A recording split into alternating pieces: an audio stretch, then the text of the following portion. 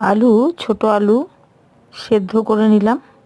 এখানে আলু বসিয়ে দিয়েছি, এই 250 মতন আলু ভালো করে সেদ্ধ করে এর খোসা ছাড়িয়ে নেব।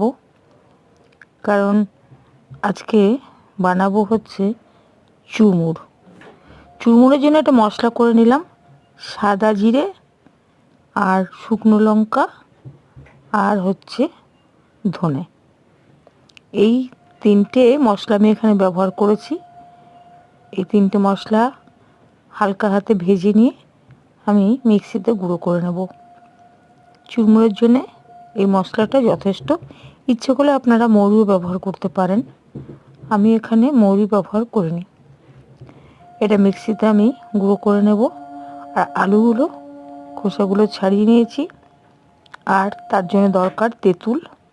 তেঁতুল এই যে আমি জলে দিয়ে দিলাম। তেঁতুলের একটা কাঠ আমি বের করে নেব, কারণ চুরমুর বা ফুচকায় তেঁতুল জলটা খুব গুরুত্বপূর্ণ। এবার এই মশলাটা মিক্সিতে দিয়ে দিচ্ছি, ভাজা মশলাটা। এটা আমি গুঁড়ো করে নেব। আর ওদিকে তেঁতুলটা জলে ভিজতে দিয়ে দিয়েছি।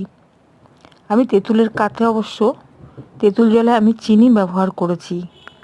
নুন এবং চিনি দুটোই তেঁতুল জলে ব্যবহার করেছি। আর গন্ধলেবুর পাতা, এই মুহূর্তে লেবু আমার কাছে ছিল না, তাই আমি গন্ধলেবুর পাতাটা ব্যবহার করেছি।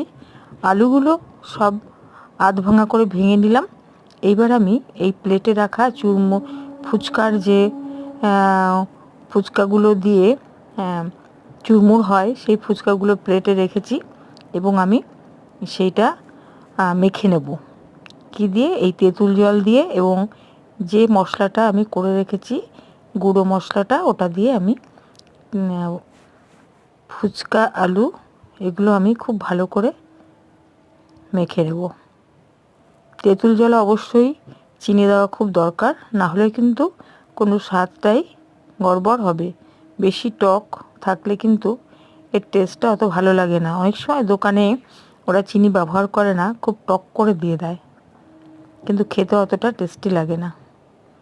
তোমরা বন্ধুরা বাড়িতে এইভাবে করে খেয়ে দেখো, অসাধারণ লাগবে খেতে।